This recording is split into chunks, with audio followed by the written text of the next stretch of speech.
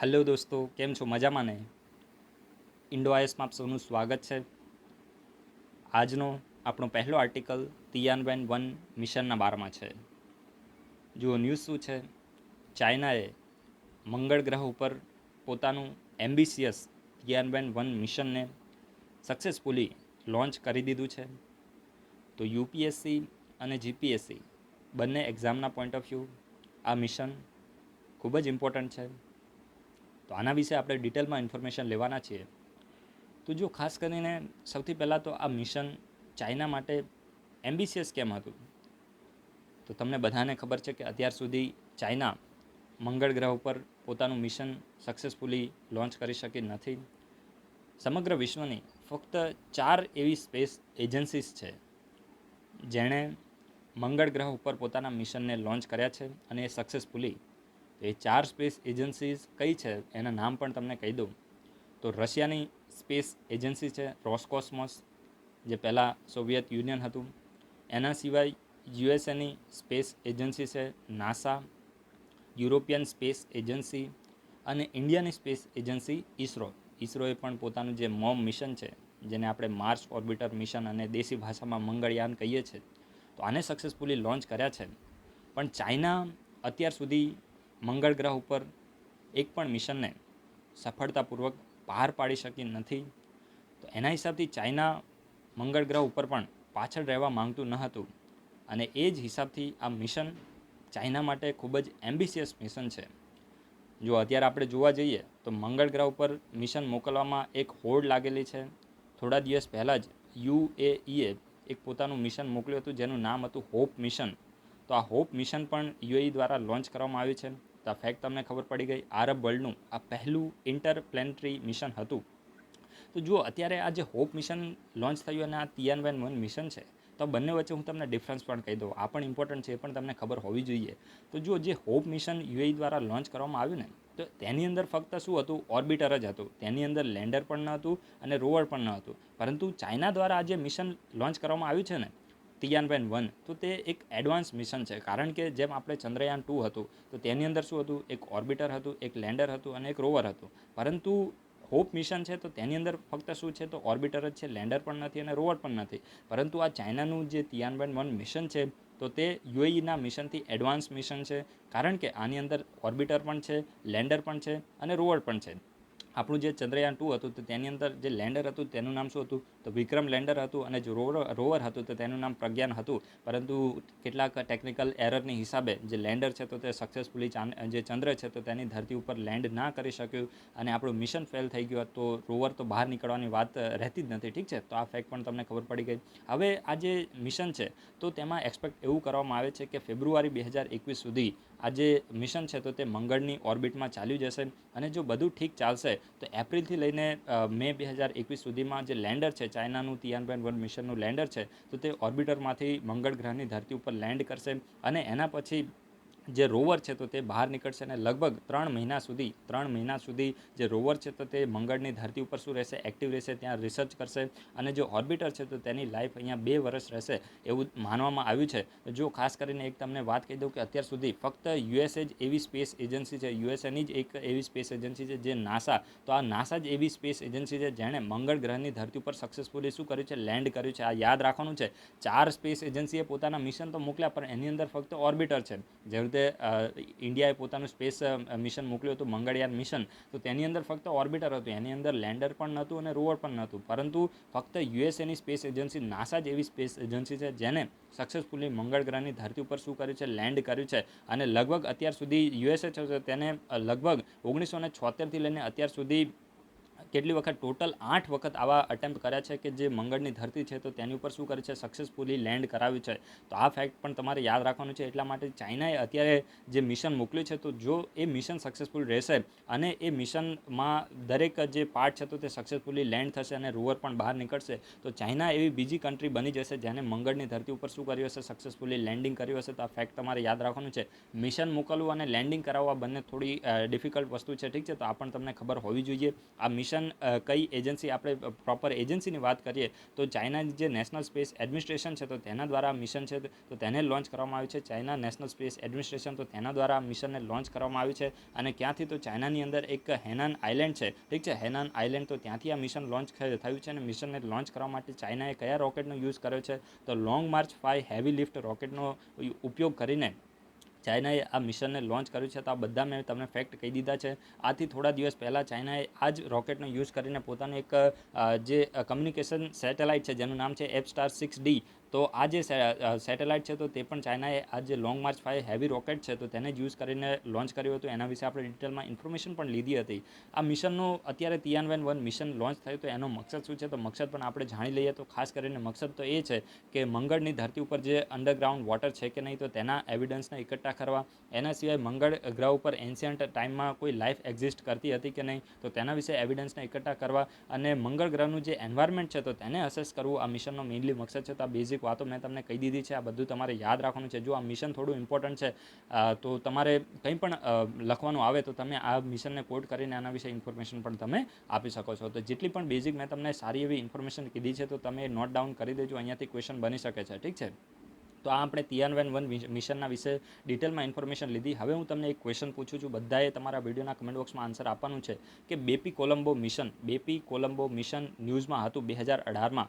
તો તમારે આ વિડીયોના કમેન્ટ બોક્સમાં કહેવાનું છે કે આ બેપી કોલંબો મિશન કઈ બે સ્પેસ એજન્સીનું મિશન છે અને કયા ગ્રહ ઉપર લોન્ચ કરવામાં આવ્યું છે, કયા પ્લેનેટ ઉપર આ મિશનને, બેપી કોલંબો મિશનને લોન્ચ કરવામાં આવ્યું છે. તો આ વિડીયોના કમેન્ટ બોક્સમાં તમારે એનો આન્સર કહેવાનો છે. જો મને એક વસ્તુની ખુશી છે કે ખાસ કરીને આ વિડીયો જે જીપીએસસી અને યુપીએસસીના સિરિયસ કેન્ડિડેટ જોઈ રહ્યા છે, કારણ કે ઘણા બધા લોકો એટલા ડિટેલમાં આન્સર આપી રહ્યા છે કે મને ખુદને જોઈને ખૂબ જ ખુશી થાય છે. અને તમારા આન્સરમાંથી મને પણ કંઈક નવું જાણવા મળે છે. તો હું તમને બધાને રિક્વેસ્ટ કરીશ કે તમે આ જે પાર્ટિસિપેશન છે તો તેને કન્ટિન્યુ રાખજો. આપણા વિડીયો તમારા પાર્ટિસિપેશનના હિસાબે જ કન્ટિન્યુ છે. જ્યારે પણ આજે તમે કમેન્ટ કરો છો તો ત્યારથી મને પણ એક મોટિવેશન મળે છે કે જે પણ આપણે કાર્ય કરી રહ્યા છે તો એક વન સાઇડેડ નથી, હંમેશા 2 સાઇડેડ અપ્રોચ હોય ત્યારે જ એ કામ સક્સેસફુલ થતું હોય છે. તો તમે જે પાર્ટિસિપેટ કરી રહ્યા છો, જેટલા પણ લોકો પાર્ટિસિપેટ કરે છે, તો તમારા જ હિસાબથી આ વિડીયો અત્યારે કન્ટિન્યુ છે. અધરવાઇઝ હું આ વિડીયોને બંધ કરી દેત, પરંતુ તમારું પાર્ટિસિપેશન ખૂબ જ સારું છે, જેનાથી મને પણ વિડીયો બનાવવાનો આનંદ આવે છે, ઠીક છે. તો આજ મારે તમને વાત કરવી હતી કે બધા વિડીયોના કમેન્ટ બોક્સમાં પાર્ટિસિપેટ કરજો. અને આપણે હંમેશા એક સારા એવા જ ક્વેશ્ચન પૂછીએ છીએ, કોઈ પણ ફાલતુ ક્વેશ્ચન આપણે પૂછતા નથી. જે યુપીએસસીમાં પ્રિલિમ એક્ઝામમાં અને જીપીએસસીમાં પ્રિલિમમાં ક્વેશ્ચન આવે એવા જ ક્વેશ્ચનને આપણે પૂછીએ છીએ, ઠીક છે. તો આપણે આર્ટિકલ અત્યારે ડિસ્કસ કરી લીધો તિયાનવેન-1 મિશનના બારામાં. નેક્સ્ટ જે આર્ટિકલ છે તે મધુબની પેઇન્ટિંગના બારામાં છે.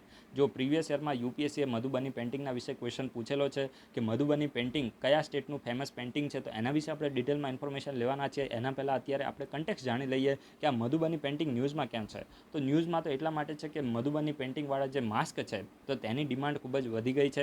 એના હિસાબથી જ મધુબની પેઇન્ટિંગ ન્યૂઝમાં છે. તો ડિમાન્ડ વધી ગઈ તો એનાથી કોઈ ક્વેશ્ચન બનવાનો નથી. આપણી માટે ઇમ્પોર્ટન્ટ શું છે, આપણી માટે ઇમ્પોર્ટન્ટ આર્ટ એન્ડ કલ્ચરમાં મધુબની પેઇન્ટિંગ વિશે ક્વેશ્ચન આવી શકે છે. તો સૌથી પહેલાં ફેક્ટ તો તમારે એ યાદ રાખવાનું છે કે મધુબની પેઇન્ટિંગ ક્યાંનું છે, બિહારનું પેઇન્ટિંગ છે. બિહારનું સૌથી ફેમસ પેઇન્ટિંગ છે. તો આ ફેક્ટ તમને ખબર પડી ગઈ. મધુબનીનો મતલબ શું થાય, મધુબનીનો મતલબ થાય forest of honey. Forest of honey એનો મતલબ થાય છે. અને ખાસ કરીને આ એક ફોક પેઇન્ટિંગ છે, આ એક ઓલ્ડ ફોક પેઇન્ટિંગ છે. ને આના વિશેનું જે મેન્શન છે તો આપણું જે રામાયણના જે આપણું હોલી ટેક્સ્ટ છે, રામાયણના એન્શિયન્ટ ઇન્ડિયન હોલી ટેક્સ્ટ છે, તો તેની અંદર પણ આ મધુબની પેઇન્ટિંગનું મેન્શન છે. તો આ તમારે યાદ રાખવાનું છે. તમને યુપીએસસી કન્ફ્યુઝ કરી શકે છે કે મધુબની પેઇન્ટિંગના વિશે ઋગ્વેદમાં અથવા તો ભગવદ્ ગીતામાં મેન્શન છે, મહાભારતમાં મેન્શન છે. તો તમારે કહેવાનું કે આ બધી મજાક બંધ કરો. મધુબની પેઇન્ટિંગ રામાયણમાં મેન્શન છે. આ તમને ખબર પડી કે તમારે ક્યારે પણ ખોટું પડવાનું નથી. જ્યારે તમે કોઈ પણ વસ્તુ વાંચેલી હશે તો એ તમારા સબકોન્શિયસ માઇન્ડની અંદર એડ હશે. તમે સાંભળેલું હશે તો તમારા સબકોન્શિયસ માઇન્ડમાં એડ હશે. તો એના હિસાબથી તમારે હંમેશા પોતાની પ્રિપેરેશનને કન્ટિન્યુઅસ રાખવાની છે. અને આ જે મધુબની પેઇન્ટિંગ છે તો તેને એક મિથિલા તરીકે પણ ઓળખવામાં આવે છે, કારણ કે બિહારનું જે મિથિલા રીજન છે ત્યાંથી આ જે પેઇન્ટિંગ છે તો તેનું ઓરિજિન થયું હોવાનું માનવામાં આવે છે. ખાસ કરીને મેથલી ભાષા પણ તમે સાંભળી હશે. આપણી જે શેડ્યુલ 8 છે યુપીએસસીમાં પણ જેટલી જે 22 લેંગ્વેજ પરમિટ છે તો તેની અંદર મેથલી ભાષા પણ છે. તો મેથલી ભાષા ક્યાંની છે, બિહારની, ઠીક છે. તો જે બિહારનું મિથિલા રીજન છે તો ત્યાંથી આ પેઇન્ટિંગનું ઓરિજિન થયું હોય એવું માનવામાં આવે છે. અને ટ્રેડિશનલી આ જે મધુબની પેઇન્ટિંગ છે તો તેને ફિંગરને આંગળીઓને યુઝ કરીને આ પેઇન્ટિંગને બનાવવામાં આવતું હતું. પરંતુ અત્યારે રિસન્ટ ટાઈમની વાત કરીએ તો માચિસની જે સળીઓ હોય તો તેને યુઝ કરીને આ પેઇન્ટિંગને બનાવવામાં આવે છે. આ ફેક્ટ તમને ખબર પડી ગઈ. અને ટ્રેડિશનલી આ જે પેઇન્ટિંગ છે તો તે વુમન દ્વારા એટલે કે સ્ત્રીઓ દ્વારા કરવામાં આવતું હતું. પરંતુ અત્યારે શું થયું છે કે આ પેઇન્ટિંગની ડિમાન્ડ વધી ગઈ છે. એના હિસાબથી પુરુષો પણ આ કામમાં લાગી ગયા છે. અને તો અત્યારે ફક્ત યુપીએસસી તમને કન્ફ્યુઝ કરવા તો એવા સ્ટેટમેન્ટ આપી શકે કે મધુબની પેઇન્ટિંગ ફક્ત સ્ત્રીઓ દ્વારા કરવામાં આવે છે. તો એ સ્ટેટમેન્ટ કેવું હશે? રોંગ હશે, કારણ કે પુરુષો પણ અત્યારે આ પેઇન્ટિંગમાં લાગી ગયા છે. અને પોપ્યુલરલી આ જે પેઇન્ટિંગ છે તો તેની અંદર જે ટ્રાઇબલ્સ મોટિફ છે તો તેનો યુઝ કરવામાં આવે છે, અને જે બ્રાઇટ અર્થી કલર છે તો તેનો યુઝ કરીને આ પેઇન્ટિંગને બનાવવામાં આવે છે. તો તમારે ફેક્ટ કયા યાદ રાખવાનું છે? મધુબનની પેઇન્ટિંગ કયા રીઝનનું છે? તો બિહારનું આ પેઇન્ટિંગ ખૂબ જ ફેમસ છે.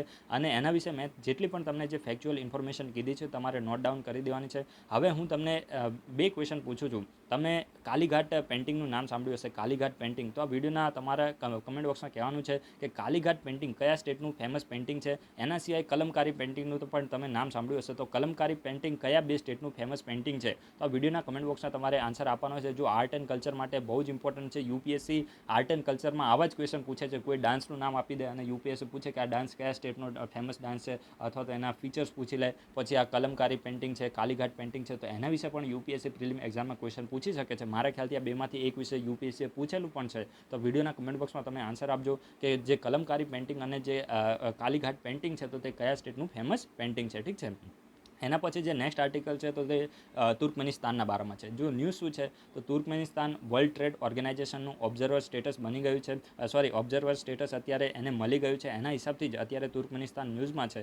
તો ન્યૂઝ તો એ છે કે વર્લ્ડ ટ્રેડ ઓર્ગેનાઇઝેશનની જનરલ કાઉન્સિલની મિટિંગ થઈ હતી, અને જનરલ કાઉન્સિલની મિટિંગમાં જે તુર્કમેનિસ્તાન છે તો તેને ઓબ્ઝર્વર સ્ટેટસ ગ્રાન્ટ કરવામાં આવ્યું છે. અને જો આની સાથે તે સોવિયત યુનિયનની જેટલી પણ કન્ટ્રી હતી તો તે બધી અત્યારે જે વર્લ્ડ ટ્રેડ ઓર્ગેનાઇઝેશન છે તો તેની સાથે કંઈક ને કંઈક એને જે ટાઈસ છે તો તે એસ્ટાબ્લિશ કરી દીધા છે. સમજી ગયા? એક જ માત્ર એવી કન્ટ્રી બાકી હતી સોવિયત યુનિયનની જેને વર્લ્ડ ટ્રેડ ઓર્ગેનાઇઝેશન સાથે પોતાના જે ટાઈસ છે તો તેને એસ્ટાબ્લિશ કર્યા ન હતા, પરંતુ હવે તુર્કમેનિસ્તાન પણ આ જે ટાઈસ છે તો તેને એસ્ટાબ્લિશ કરવામાં સક્સેસફુલ રહ્યું છે.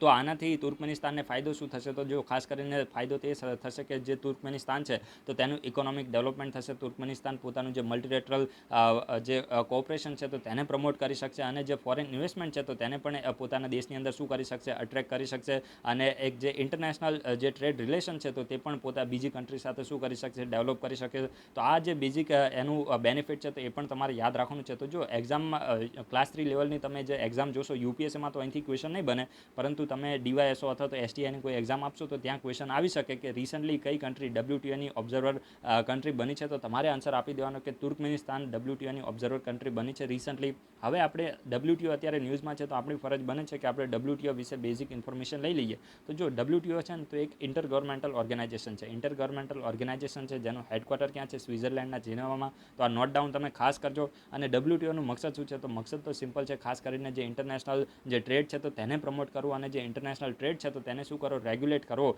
ડબ્લ્યુટીઓનું મેઇનલી મકસદ છે. તો આ બેઝિક ઇન્ફોર્મેશન તમારે યાદ રાખવાની છે. ઠીક છે. હવે હું તમને અત્યારે તુર્કમેનિસ્તાન ન્યૂઝમાં છે તો હું તમને સેન્ટ્રલ એશિયન કન્ટ્રીઝ વિશે કંઈક ક્વેશ્ચન પૂછું.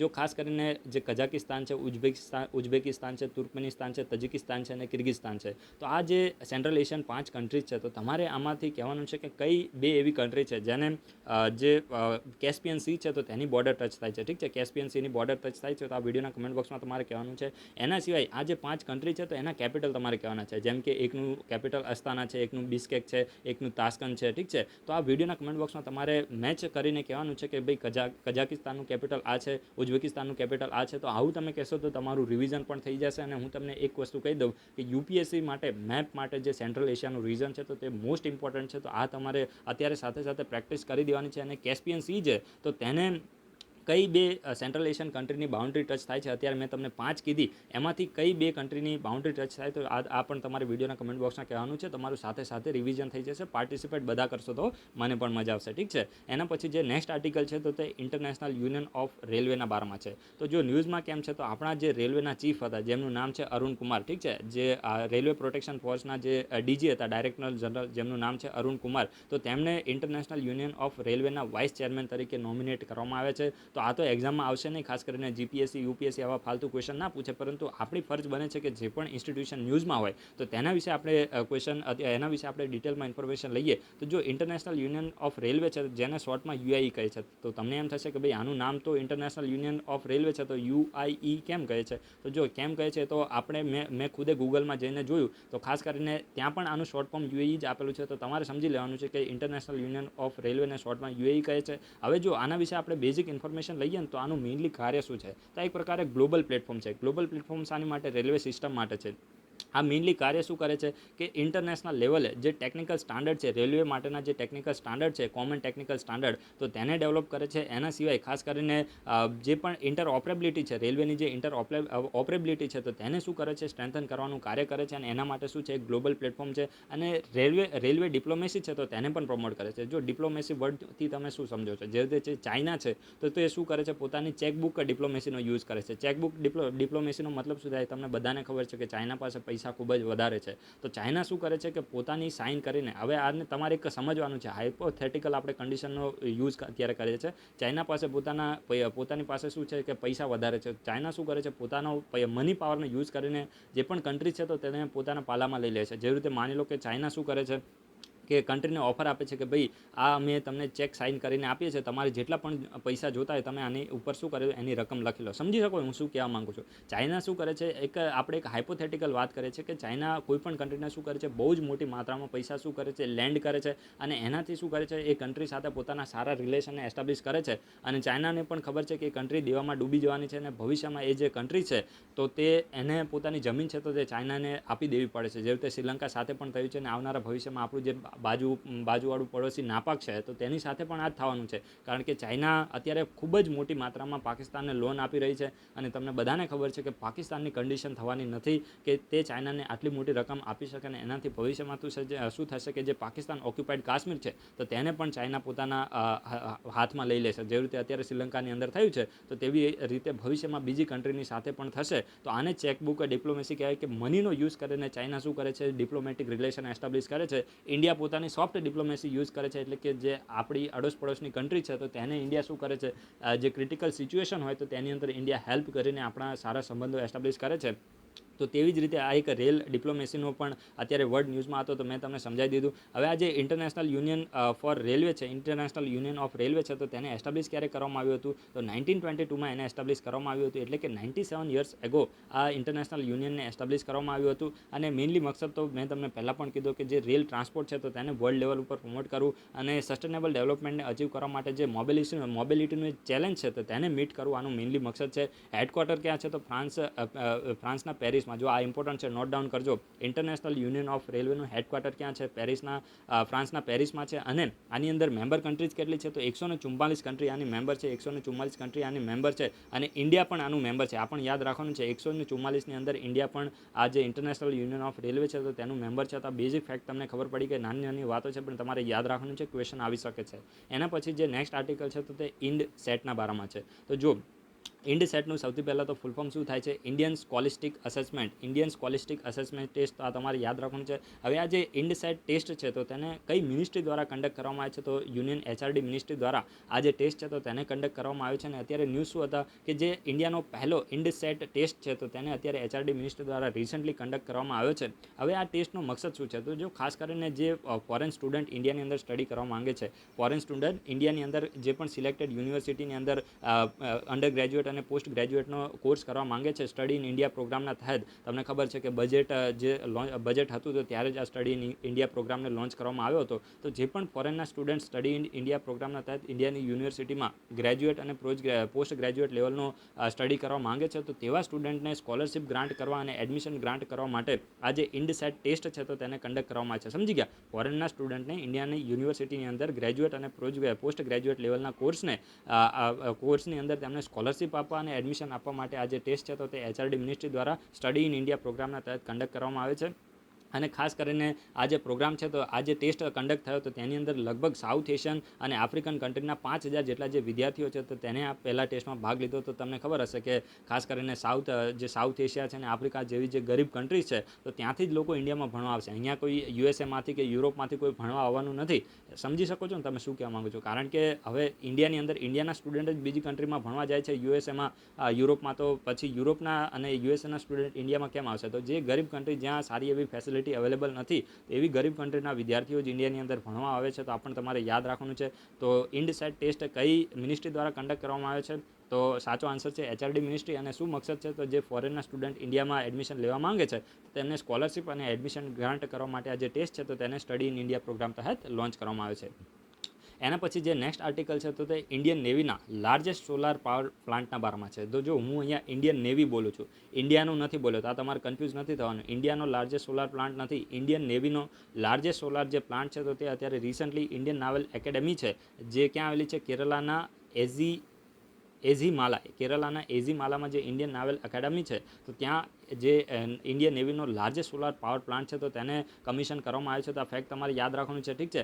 તો આ જે પાવર પ્લાન્ટ છે તો તે કેટલા મેગાવોટનો છે, તો 3 મેગાવોટનો પાવર પ્લાન્ટ છે. અને ખાસ કરીને આ જે પાવર પ્લાન્ટ છે તો તે ઇન્ડિયન ગવર્મેન્ટનો જે નેશનલ સોલાર મિશન ઇનિશિયેટિવ છે તો તેના ભાગરૂપે આ જે પાવર પ્લાન્ટ છે તો તેને લોન્ચ કરવામાં આવ્યો છે. કોના દ્વારા પ્રોજેક્ટને એક્ઝિક્યુટ કરવામાં આવ્યો છે, તો Kerala state electronic development corporation limited, તો તેના દ્વારા આ પ્રોજેક્ટ છે તો તેને લોન્ચ કરવામાં આવ્યો છે, એક્ઝિક્યુટ કરવામાં આવ્યો છે. અને મેઇનલી મકસદ તો શું છે કે જે ઇન્ડિયન નાવલ એકેડમી છે તો ત્યાં કાર્બન ફૂટપ્રિન્ટ છે તો તેને ઓછા કરવા આનો મેઇનલી મકસદ છે. તો ક્વેશ્ચન બનવાની સંભાવના તો ખૂબ જ ઓછી છે, પરંતુ અહીંયાથી ક્વેશ્ચન આવી શકે છે કે જે ઇન્ડિયન નાવલ એકેડમી એઝીમાલા વિશે અહીંયાથી કોઈ પણ પ્રકારનો ક્વેશ્ચન બની શકે છે. બાકી મને તો લાગતું નથી કે આવા પ્રકારના ક્વેશ્ચન યુપીએસસીમાં આવી શકે. કદાચ જીપીએસસીમાં ડીવાયએસઓમાં બની શકે છે કે ઇન્ડિયન નેવીનો લાર્જેસ્ટ સોલાર પાવર પ્લાન્ટ ક્યાં બન્યો છે, તો કેરલાના એઝીમાલામાં. એના પછી જે નેક્સ્ટ આર્ટિકલ છે તો તે યુપીએસસી માટે ઇમ્પોર્ટન્ટ છે. ઇન્ડિયન બુલફ્રોગના બારામાં યુપીએસસી એન્વાયરમેન્ટમાં અહીંયાથી ક્વેશ્ચન પૂછી શકે છે. તો આ તમારે યાદ રાખવાનું છે, ડાયરેક્ટ ક્વેશ્ચન આવશે. તો જો આ જે ઇન્ડિયન બુલફ્રોગ છે ને તે અત્યારે ન્યૂઝમાં હતો, તો એના વિશે આપણે બેઝિક ઇન્ફોર્મેશન લઈએ કે તેનું આયુસીએનમાં સ્ટેટસ શું છે. તો આયુસીએનમાં લિસ્ટ કન્સર્ન કેટેગરીમાં છે, એટલે કે આની ઉપર વધારે પડતું જોખમ નથી. તો આ તમારે ખાસ યાદ રાખવાનું છે. જે ક્રિટિકલી એન્ડેન્જર્ડ હોય, એના સિવાય એક્સટિંક્ટ હોય, ઇન વાઇલ્ડ હોય, અને એક્સટિન હોય, અને લિસ્ટ કોન્સર્ન હોય, તો આ જ ખાસ કરીને ઇમ્પોર્ટન્ટ હોય છે. તો તમારે યાદ રાખવાનું છે કે આયુસીએનમાં અત્યારે કઈ કેટેગરીમાં છે, તો લિસ્ટ કોન્સર્ન કેટેગરીમાં છે. હેબિટાટ ક્યાં છે, એટલે કે કયા રીજનમાં જોવા મળે છે, તો સાઉથ એશિયા એટલે કે સાર્ક કન્ટ્રી, અને સાઉથ ઇસ્ટ એશિયા એટલે કે જે આસિયાન કન્ટ્રીઝ છે તો ત્યાં આજે ઇન્ડિયન બુલફ્રોગ છે તો તે જોવા મળે છે. અને આ ઇન્ડિયાની અંદર, ઇન્ડિયન સબકોન્ટિનેન્ટની અંદર, જો ઇન્ડિયન સબકોન્ટિનેન્ટની અંદર જેટલા પણ ફ્રોગ જોવા મળે છે તો તેની અંદર લાર્જેસ્ટ ફ્રોગ છે. આ યાદ રાખવાનું છે, ઇન્ડિયન સબકોન્ટિનેન્ટમાં જેટલા પણ ફ્રોગ જોવા મળે છે તો તેમાં લાર્જેસ્ટ ફ્રોગ છે. આ તમે ખાસ નોટ ડાઉન કરજો, ડાયરેક્ટ ક્વેશ્ચન આવી શકે છે. ઇન્ડિયન બુલફ્રોગ ઇન્ડિયન સબકોન્ટિનેન્ટમાં. હવે ઇન્ડિયન સબકોન્ટિનેન્ટમાં ઇન્ડિયાની આસપાસની જે પણ કન્ટ્રીઝ છે તો તે પણ આવે છે, ફક્ત ઇન્ડિયા આવતું નથી. તો અહીંયા તમારે કન્ફ્યુઝ નથી થવાનું. તો ઇન્ડિયન સબકોન્ટિનેન્ટની અંદર જેટલા પણ ફ્રોગ મળે છે તો તેમાંથી લાર્જેસ્ટ છે. અને આનું મતલબ આ શું ખાય છે, તો ખાસ કરીને પોતાની જ સ્પીસીસના જે પણ ફ્રોગ હોય, પોતાની સ્પીસીસના જે નાના ઇન્ડિવિડ્યુઅલ ફ્રોગ હોય તો તેને ખાય છે, અને અધર જે ફ્રોગ્સ હોય તો તેને પણ ખાય છે, ઠીક છે. તો આ પણ તમને ખબર હોવી જોઈએ. અને જે વાઇલ્ડ લાઇફ પ્રોટેક્શન એક્ટ 1972 છે તો તેના શેડ્યુલ 4 તહેત આને પ્રોટેક્ટ કરવામાં આવ્યું છે. હવે શેડ્યુલ 4માં શું હોય કે કોઈપણ એનિમલ શેડ્યુલ 4માં પ્રોટેક્ટ હોય, અહીંયા મેં લખ્યું નથી પણ તમે યાદ રાખજો, કોઈપણ એનિમલ શેડ્યુલ 4માં પ્રોટેક્ટ હોય તો તેને હન્ટિંગ કરો તો પેનલ્ટી તો થાય છે, પણ એટલી વધુ પેનલ્ટી થતી નથી. પરંતુ જો કોઈ એનિમલ શેડ્યુલ 5માં લિસ્ટેડ હોય તો એનો મતલબ એ થયો કે એને વર્મિન ઘોષિત કરવામાં આવ્યું છે. વર્મિન ઘોષિત કરો એનો મતલબ શું થાય, વર્મિન ઘોષિત કરો એનો મતલબ થાય કે એ જે એનિમલ છે તો તેનો તમે શિકાર કરો તો કોઈ પણ પેનલ્ટી થતી નથી, કોઈ પણ પનિશમેન્ટ મળતી નથી. પરંતુ શેડ્યુલ 4માં અત્યારે આ ઇન્ડિયન બુલફ્રોગ છે એનો મતલબ એ થયું કે એને થોડું પ્રોટેક્શન આપવામાં આવ્યું છે, અને એનો જો શિકાર કરો તો તમને થોડી સજા અને પેનલ્ટી થઈ શકે છે, ઠીક છે. તો આ પણ તમારે યાદ રાખવાનું છે. સૌથી વધારે પ્રોટેક્શન શામાં હોય, તો શેડ્યુલ 1માં. જે રીતે ઇન્ડિયાનો ટાઈગર છે, ઠીક છે, તો એને શેડ્યુલ 1માં રાખવામાં આવે છે. એશિયાટિક લાયન છે તો તેને શેડ્યુલ 1માં છે. પછી ગેંગેટિક ડોલ્ફિન છે તો એને શેડ્યુલ 1માં છે. તો બધી જે બેઝિક ડિફરન્સ છે તો તમારે યાદ રાખવાનું છે, ઠીક છે. એના પછી જે નેક્સ્ટ આર્ટિકલ છે તો defence institute of high altitude રિસર્ચના બારામાં છે. તો defence institute of high altitude research છે તો અત્યારે ન્યૂઝમાં કેમ છે, તો જો ખાસ કરીને આ defence institute of high altitude research ક્યાં આવ્યું છે ને, ત્યાંથી ક્વેશ્ચન બનશે. તો તમારે પહેલાં તો યાદ રાખવાનું છે કે જે લદ્દાખનું લેહ ડિસ્ટ્રિક્ટ છે તો ત્યાં આવેલું છે. ક્વેશ્ચન અહીંયાથી બનશે, કારણ કે યુપીએસએ ઓલરેડી આ પ્રકારના જે ઇન્સ્ટિટ્યૂટ છે તો તેના વિશે પહેલાં પણ ક્વેશ્ચન પૂછેલો છે. તો તમારે યાદ રાખવાનું છે કે આ defence institute of high altitude research ક્યાં આવ્યું છે, તો લેહમાં આવ્યું છે. અત્યારે ન્યૂઝમાં કેમ છે, તો જો આ ખાસ કરીને ન્યૂઝમાં તો એ છે કે ડીઆરડીઓએ કોવિડ-19ના ટેસ્ટિંગ માટે લે બેઝ પોતાની જે લેબોરેટરી છે જેનું નામ છે defence institute of high altitude research, તો જેને શોર્ટમાં દિહાર કહે છે, તો ત્યાં કોવિડ-19ના ટેસ્ટિંગ માટેની જે ફેસિલિટી છે તો તે શરૂ કરી છે. અને મકસદ તો શું છે કે લદ્દાખની અંદર જે કોરોના વાયરસના કેસીસ વધી રહ્યા છે તો ટેસ્ટિંગને વધારવા માટે આ પ્રકારની ફેસિલિટી ડીઆરડીઓ દ્વારા પોતાની લેબોરેટરી છે જેનું નામ છે defence institute of high altitude research, તો તેને શરૂ કરવામાં આવી છે. અને આ ડીઆરડીઓની એક લાઈફ સાયન્સ લેબોરેટરી છે જેમાં મેઇનલી છે તો તે કોલ્ડ એરિડ એગ્રો એનિમલ ટેકનોલોજી છે, તો તેના ઉપર મેઇનલી જે રિસર્ચ છે તો તે કરવામાં આવે છે. અને આ જે લેબોરેટરી છે તો એવા મેડિસિનલ અને એરોમેટિક પ્લાન્ટને આઈડેન્ટિફાઈ કરે છે જેનો મકસદ જે ડિફેન્સ પર્પઝ છે તો તેની માટે કરી શકાય. સમજી ગયા? એટલે કે આ જે લેબોરેટરી છે તો તે આ રિજનની અંદર એવા મેડિસિનલ અને એરોમેટિક જે પ્લાન્ટ છે તો તેને આઈડેન્ટિફાઈ કરે છે જેને ડિફેન્સ પર્પઝ માટે તેનો યુઝ કરી શકાય. અને જે કોલ્ડ ડેઝર્ટ એરિયા છે તો તેની અંદર ગ્રીન હાઉસ ટેકનોલોજીને પણ જે તેના વિશે જે ગ્રીન હાઉસ ટેકનોલોજી છે તો તેના વિશે રિસર્ચ કરવાનું પણ આ ઇન્સ્ટિટ્યૂટ કાર્ય કરે છે. તો અહીંયાથી ક્વેશ્ચન બની શકે છે કે defence institute of high altitude research ક્યાં આવ્યું છે? તો લેહ ડિસ્ટ્રિક્ટમાં આવ્યું છે, લદ્દાખના લેહ ડિસ્ટ્રિક્ટમાં. અહીંયાથી ક્વેશ્ચન બનશે ને આ DRDOની એક લેબોરેટરી છે, લાઈફ સાયન્સ લેબોરેટરી. તો આ પૂરો આપણે આર્ટિકલ ડિસ્કસ કર્યો છે. હવે હું તમને એક ક્વેશ્ચન પૂછું છું. UPSC એના વિશે ઓલરેડી પ્રીવિયસ યરમાં ક્વેશ્ચન પૂછે છે. જે રીતે આપણે જે સતીશ ધવન સ્પેસ સેન્ટર છે, ઠીક છે, તો ત્યાંથી આપણે શું કરીએ છીએ કે જે પણ આપણા સ્પેસ મિશન છે તો તેને આપણે લોન્ચ કરીએ છીએ. ત્યાં એક લોન્ચ પેડ આવેલું છે, ઠીક છે. તો તમારે આ વિડીયોના કમેન્ટ બોક્સમાં કહેવાનું છે કે જે વિક્રમ સારાભાઈ સ્પેસ સેન્ટર છે તો ત્યાં મેઇનલી કયા પ્રકારનું કાર્ય કરવામાં આવે છે, અને આ જે વિક્રમ સારાભાઈ સ્પેસ સેન્ટર છે તો ત્યાં એ જે છે તો તે કયા સ્ટેટમાં આવ્યું છે. તો આ વિડીયોના કમેન્ટ બોક્સમાં તમારે આ બે ક્વેશ્ચનના આન્સર આપવાના છે. એક વખત ફરીથી બોલું છું, જો ખાસ કરીને થોડું ડિસ્ટર્બન્સ વધારે છે એટલે ક્યારેક સ્ટીપ ઓફ ટંગ થાય છે, કારણ કે નોઇસ વધારે હોય તો એના હિસાબથી શું થાય છે કે આપણું ફોકસ થોડું હટી જાય છે. તો એક વખત ફરીથી ક્વેશ્ચન પૂછું છું કે જે વિક્રમ સારાભાઈ સ્પેસ સેન્ટર છે તો તે કયા સ્ટેટમાં આવ્યું છે, અને અહીંયા આ વિક્રમ સારાભાઈ સ્પેસ સેન્ટરમાં કયા મેઇનલી કાર્ય કરવામાં આવે છે. તો આ વિડીયોના કમેન્ટ બોક્સમાં તમારે એનો આન્સર આપવાનો છે, ઠીક છે. બહુ જ ઇમ્પોર્ટન્ટ છે, આ પ્રકારના ક્વેશ્ચન UPSCમાં આવી શકે છે. સો આજે આપણે બધા આર્ટિકલ ડિસ્કસ કરી લીધા છે. આશા રાખું છું કે તમને આ વિડીયોમાં કંઈક નવું જાણવાને શીખવા મળ્યું હશે. વિડીયો જો પસંદ આવે તો વિડીયોને લાઇક જરૂર કરજો, વિડીયોના કમેન્ટ બોક્સમાં આન્સર જરૂર આપજો, અને તમારા મિત્રો જો કોઈ તૈયારી કરતા હોય તો એને પણ આ ચેનલ રેકમેન્ડ કરજો. અને આ વિડીયોના ડિસ્ક્રિપ્શન બોક્સમાં ટેલિગ્રામ ચેનલ અને વોટ્સએપ ગ્રુપની લિંક આપી છે, ત્યાંથી તમે જોઈન થઈ શકો છો. Thanks for watching. તમારો બધાનો દિવસ શુભ જાય.